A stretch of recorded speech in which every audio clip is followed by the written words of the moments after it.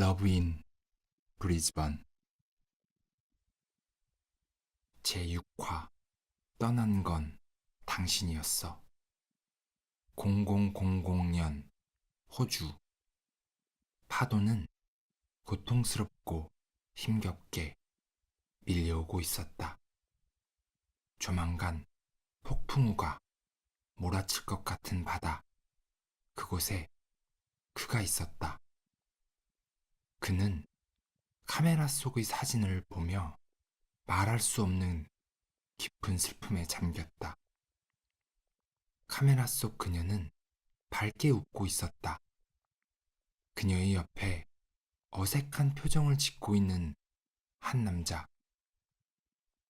두 사람의 뒤로는 현대식 고층 건물들이 내뿜는 불빛과 유럽식 건물이 밝히는 은은한 불빛이 한데 뒤섞여 몽환적인 분위기를 자아내고 있었다. 기억하나? 왜 아빠는 엄마랑 매일 싸워? 아빠는 갑작스런 아이 질문에 당황한 듯 어떻게 답변을 해주어야 하는지 고민하는 눈치였다. 아빠가 엄마를 너무 사랑하니까. 아빠가 엄마를 너무 사랑해서 엄마가 귀찮은가 봐. 그는 아이에게 눈높이를 맞추고 앉아 손을 꼭 잡고 말했다. 그럼 아빠가 엄마를 조금만 사랑하면 되잖아. 응? 자, 약속. 아이는 새끼손가락을 내밀며 말했다. 그래, 아빠가 엄마를 조금만 사랑할게. 그는 슬픈 미소를 지으며 아들과 새끼손가락을 걸고 지키지 못할 약속을 했다. 호빵처럼 통통한 아이의 양쪽 볼은 시골 겨울바람에 살이 얼어붙어 마치 분홍색 분칠을 해놓은 것처럼 보였다. 아이는 아빠에게 약속을 받아내자마자 냈다 밖으로 뛰어나가려고 찍찍이 운동화를 고쳐 신었다. 밖에 나가 놀기에는 너무 추워. 남자는 뛰어가는 아이를 잽싸게 붙잡으며 말했다. 안 돼. 창식이랑 형주랑 기다린단 말이야. 남자는 눈을 돌려 창 너머 멀리를 바라보았다.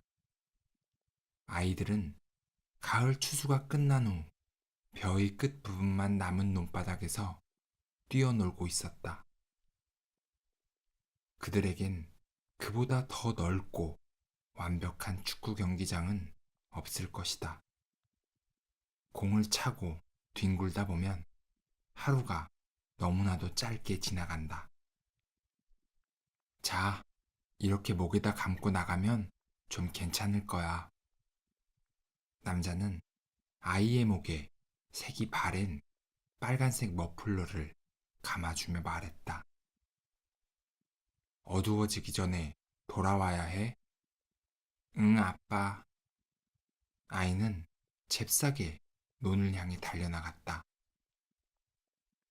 칼바람이 부는 겨울 날씨에도 아이들은 추운지 모르고 공을 차며 놀고 있었다. 넓게 펼쳐진 논바닥 한쪽은 스케이트장이기도 했고 다른 한쪽은 축구장이기도 했다. 아스팔트가 깔리지 않은 도로 위로 자동차가 긴 먼지를 만들며 달리고 있었다. 어느새 날이 어둑해지고 저 멀리 마을에서는 하나둘 불을 밝히는 집들의 모습이 보이기 시작했다. 겨울밤의 시골 풍경이다. 마을에 밥 짓는 냄새가 진동할 때쯤 날이 어두워진지도 모른 채 정신없이 뛰어노는 아이들을 부르는 소리가 어디선가 들려오기 시작한다. 엄마의 부름에 아쉬움을 뒤로한 채 뛰어가는 수줍은 뚱보 창식이는 못내 아쉬운 듯 코를 훌쩍거리며 계속 뒤를 돌아본다. 그리고 잠시 후 남아있던 모든 친구가 떠나가면 아이는 홀로 공을 가지고 논다. 공이 보이지 않을 만큼 어둠이 깔리면 집으로 향한다. 친구들은 밤 늦게까지 공을 가지고 놀 수 있는 아이를 마냥 부러워했다. 아이가 집 앞에 다다를 때쯤 안에서 큰 다툼 소리가 들려왔다. 이미 어둠이 완전히 내려앉았지만 아이는 집 안으로 들어갈 수가 없었다. 비포장 길 옆으로 드문드문 가로등이 있었지만 그 수가 너무 적어 마을은 어둠 속에 갇혀있는 작은 별빛들처럼 보였다. 아이는 공이 떨어질라 두 손으로 안전하게 껴안고 집 앞에 있는 작은 벽돌 위에 쪼그려 앉아 하늘을 올려다 보았다. 별이 눈앞에서 또렷이 보였다. 그 수는 엄청나게 많아 신기하고 놀라웠다. 처음 보는 광경이 정말 놀라웠다. 아이는 눈을 비비며 하늘을 몇 번이고 다시 보았다. 매직아이처럼 별들은 아이의 눈앞에서 앞뒤로 움직였다. 아이의 표정은 신비함으로 가득 차 있었고 눈빛은 별들만큼이나 반짝이고 있었다. 아이는 배가 너무 고파 참을 수 없었다. 온종일 아무것도 먹지 않고 정신없이 뛰어놀았다.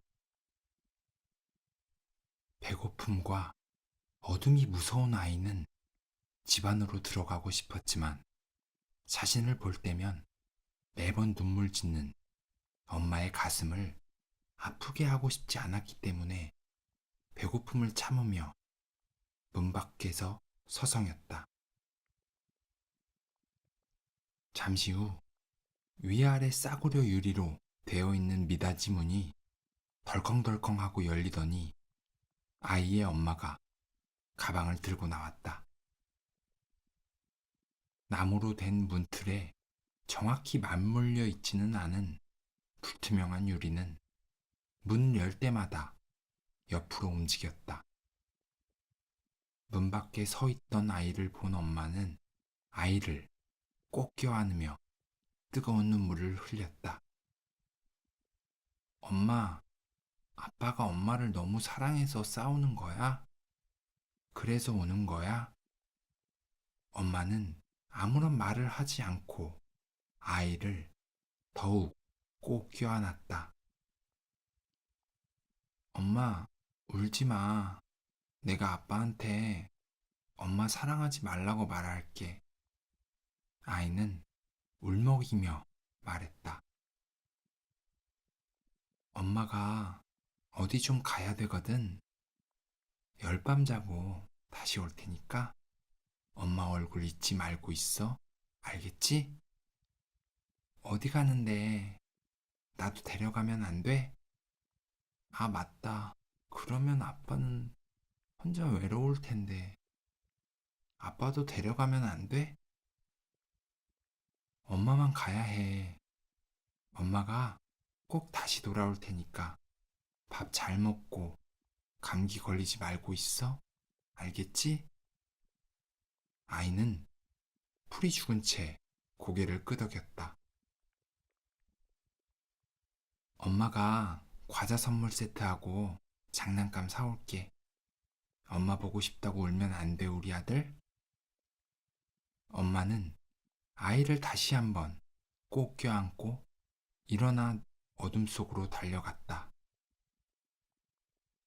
엄마, 빨리 와야 해. 아이는 축구공을 땅바닥에 놓아두고 두 손 모아 뛰어가는 엄마 뒷모습을 향해 소리쳤다. 아이는 그 자리에서 닭똥 같은 눈물을 흘리며 엄마가 사라져간 저 멀리 가로등 불빛만을 한참 동안 바라보고 있었다. 아이는 더러운 손으로 눈물을 몇 번이고 훔쳤다. 하지만 쉬지 않고 눈물은 흐르고 또 흘렀다. 눈물, 콧물, 먼지가 뒤섞인 아이의 얼굴은 온통 더러운 얼룩으로 엉망이 되어 있었다. 그리고 옷은 원래 색상을 알 수 없을 만큼 새까맣게 변해 있었다. 아이는 서럽도록 한참을 목 놓아 운 후에야 울음을 멈출 수 있었다. 아이는 다시 한번 하늘을 올려다 보았다. 수많은 별들이 눈앞에서 아른거려 왔다. 0000년 호주 기억의 방. 그는 카메라 안의 사진을 더 이상 보고 싶지 않았다. 슬픔이 끝나자 분노가 치밀어 올랐다. 그는 벽을 향해 카메라를 힘껏 집어 던졌다. 렌즈는 충격에 못 이겼는지 박살이 난 듯 보였다. 그는 좀처럼 그녀의 기억에서 헤어나지 못하는 듯 보였다. 그의 얼굴에는 분노와 그리움이 동시에 공존하고 있었다. 2008년 호주 브리즈번 길 한복판. 오빠, 왜 이렇게 길을 못 찾아요? 유진은 준호를 다그쳤다. 내가 좀 길치라서. 근데 왜 유진 씨는 나보다 더 길을 못 찾는 거예요? 그야 뭐, 오빠 때문이죠. 나요? 속상해서 무작정 뛰어나오다 보니 어디가 어딘지 당연히 모르죠. 그녀는 말을 계속 이었다. 오빠는 길 이름 다 외웠다면서요. 근데 왜 우리 지금 1시간째 이렇게 헤매고 있는 거? 알아요.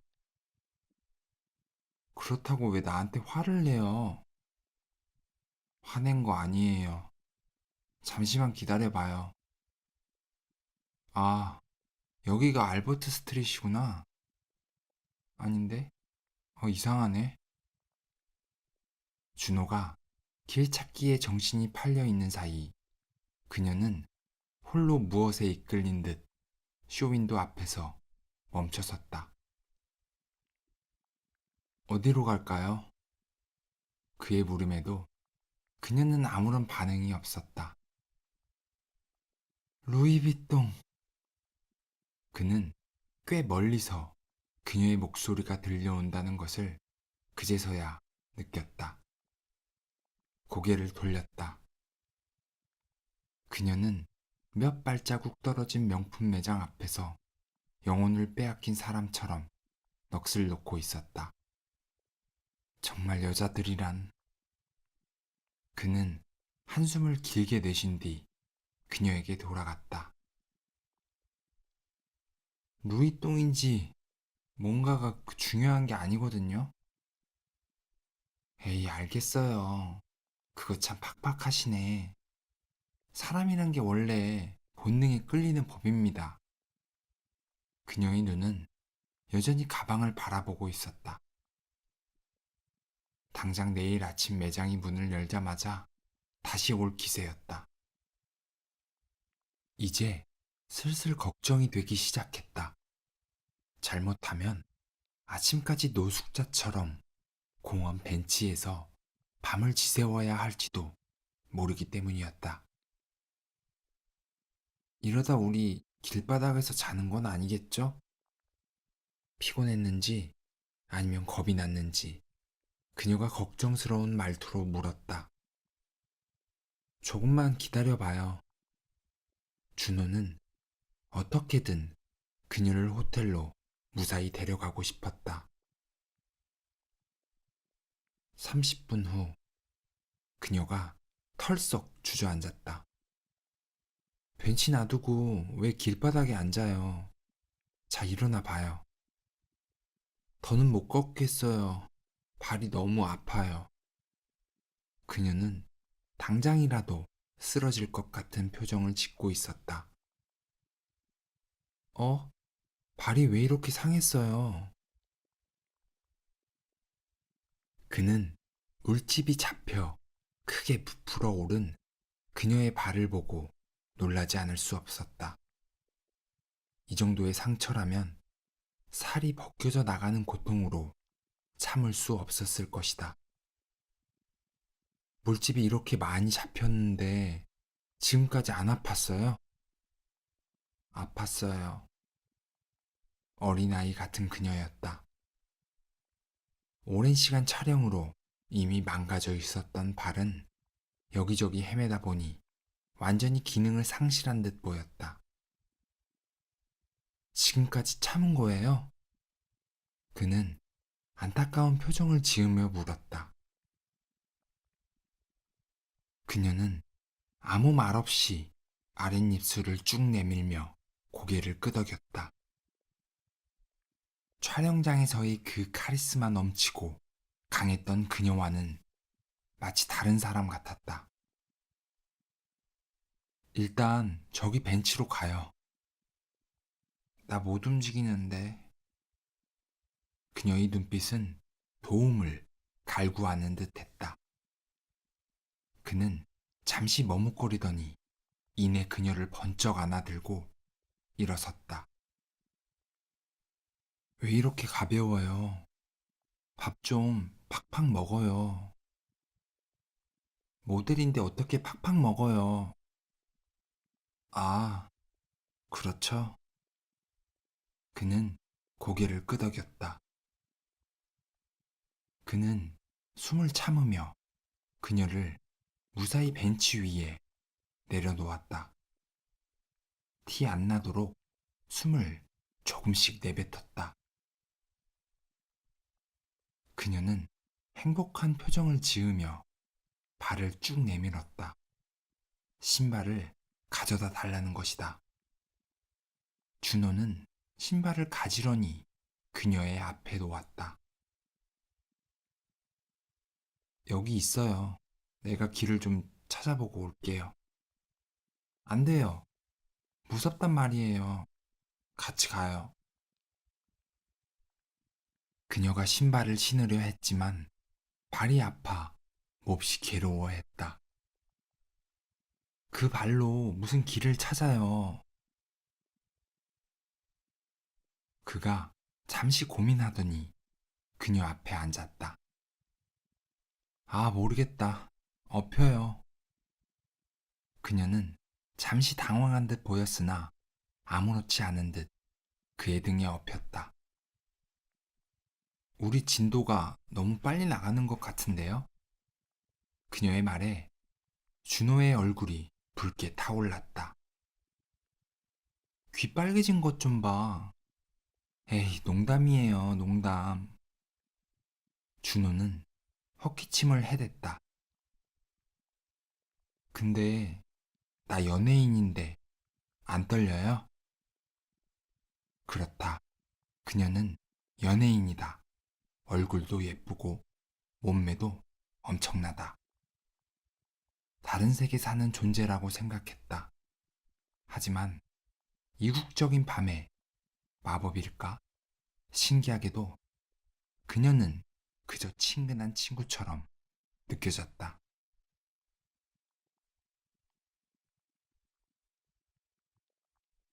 시간은 어느새 새벽 3시가 넘어가고 있었다. 우리 오늘 안에 돌아갈 수 있을까요? 그녀가 물었다. 브리즈번의 새벽은 너무도 고요했다. 도로 위의 차도, 거리에도 아무도 없는 세상처럼 느껴졌다. 그녀의 무게가 느껴지기 시작했다. 저 그만 내릴게요. 그녀가 그의 마음을 꿰뚫어 보기라도 했던 걸까?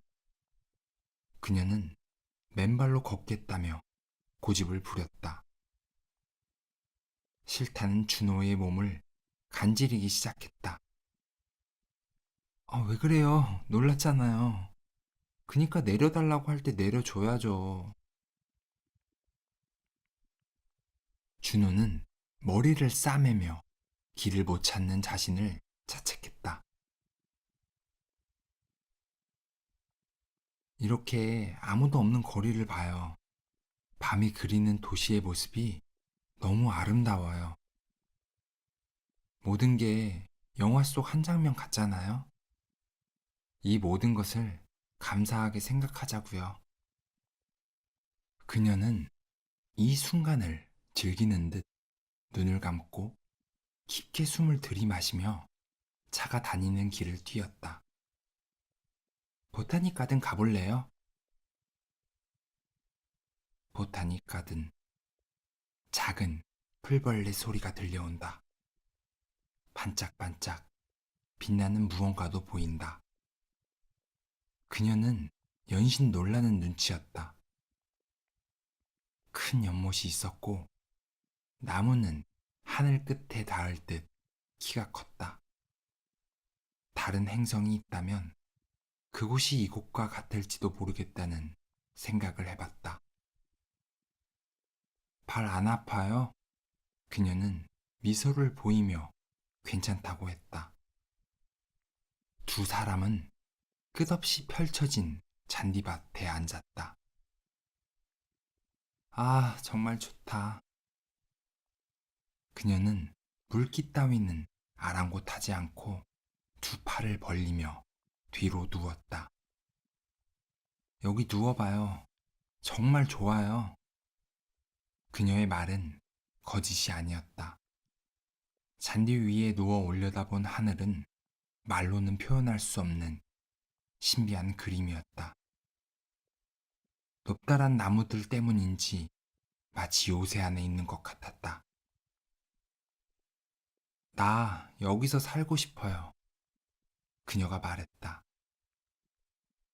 좋지 않아요? 사람들이 알아봐주고, 좋아해주고, 돈도 많이 벌고, 그 삶이 지겹기도 하겠지만, 그 삶에서 멀어진다면, 그땐 아마도 다시 그리워하게 될걸요? 그가 말했다. 그럴지도 모르죠. 가끔 외국을 나올 때면, 내가 살고자 하는 현실은 어디일까 하고 생각해봐요. 화려한 삶이 있는 그곳일까? 아니면 평범한 삶이 존재하는 이곳일까 하고 어쩔 수 없이 돌아가는 비행기 안에 앉아 있을 때면 마치 타임머신을 타는 것 같아요. 슬퍼지더라고요. 달콤한 꿈을 꾸다가 깬 것처럼. 유진 씨에게 현실은 어떤 세상인데요? 수많은 압박과 시선, 절대 뒤를 돌아봐서는 안 되는, 무조건 달려야만 하는 곳이죠. 마치 완벽히 갇혀버린 것 같다고 할까? 그래도 내겐 희망이 있어요. 그 어떤 것도 범접할 수 없는 강한 희망이요. 희망은 우리가 살아갈 수 있게 하는 이유이기도 해요. 희망은 우리가 인생을 포기할 수 없는 유일한 이유예요. 준호는 고개를 갸우뚱했다. 비밀 하나 말해줄까요? 사실 저는 지금 희망 앞에 한 발짝 다가와 있어요. 준호는 그녀가 무슨 말을 하는지 알 수 없었지만 더 이상은 묻지 않았다. 그녀는 미소를 지었고 어둠 속에서도 그녀의 미소는 환하게 빛났다. 새벽 5시 20분. 어느새 시간은 아침을 향해 더 빠른 속도로 달리기 시작했다. 준호는 새벽녘의 차가운 공기에 한기를 느끼고 잠에서 깨어났다. 어느 순간 잠이 들어버렸다. 몸을 움직이니 우두둑 하는 소리가 났다. 그는 재빨리 그녀를 찾았다. 다행히도 그녀는 그의 바로 옆에서 깊은 잠에 빠져 있었다. 그녀 역시 한기를 느꼈는지 윗옷을 길게 늘려 무릎까지 내려오게 덮고 있었다. 그녀는 잠시 후 어렵게 눈을 떴다. 괜찮다는 것을 보여주려는 듯 상체를 몇 차례 이리저리 돌린 후 힘차게 일어났다. 두 사람은 다시 호텔을 찾아 나섰다. 새로운 날이 밝아오고 있었다. 사람들의 모습도 보였다. 아침 장사를 준비하는 카페의 소리가 들렸다. 두꺼운 커피잔이 부딪히는 소리와 먹음직스러운 빵 냄새, 그리고 은은한 커피 향기가 온 사방에 퍼졌다. 오전 6시 10분, 야외 테이블에는 진한 에스프레소의 향기가 퍼지고 각 구워진 베이글이 접시에 담겨 있었다. 준호는 커피잔을 들어 입에 가져다 댔다. 코끝에서 전해지는 진한 커피 향기가 몸속 곳곳에 전해졌다. 얼었던 몸이 녹고 있었다. 거리의 풍경은 달라졌다. 와이셔츠에 넥타이를 맨 직장인은 커피와 빵을 손에 들고 있었다. 시간이 지나자 거리는 차들로 다시 채워지고 아침을 여는 사람들의 목소리는 여기저기서 들려왔다. 영화의 엑스트라처럼 어디선가 사람들이 우르르 나타났다. 그는 카페 종업원에게 펠릭스 호텔을 아느냐고 물었다. 종업원은 씩 웃으며 왼쪽, 오른쪽으로 가면 된다고 했다. 그다지 신뢰가 가지 않았지만 종업원이 말한 대로 몇 발자국을 옮기자 놀라운 일이 벌어졌다. 그곳에는 그토록 찾아 헤매던 그들의 호텔이 있었기 때문이다. 등잔 밑이 어둡다는 말이 맞았다. 그는 무언가에 홀린 것처럼 이상한 기분이었다. 그래도 즐거웠으면 된 거죠. 그녀가 웃었다. 말 조심해요. 누가 들으면 오해하겠어요. 준호가 주변을 확인한 뒤 조심스럽게 말했다. 오해하라고 하죠, 뭐. 그녀는 손을 좌우로 힘껏 흔들며 호텔을 향해 걸어갔다. 저 잠시만요. 묻고 싶은 게 하나 있어요. 나하고 작업하려고 한 이유가 뭐죠? 그녀가 잠시 멈추더니 이렇게 말했다. 빚 갚으려고요. 그녀는 알 수 없는 말을 남기고 호텔로 들어갔다. 준호는 자신의 손에 여전히 그녀의 구두가 들려있다는 것을 깜빡 잊고 있었다.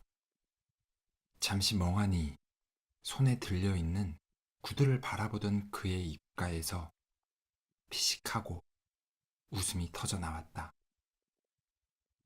문득 지금 순간이 모두 거짓말 같다는 생각이 들었다.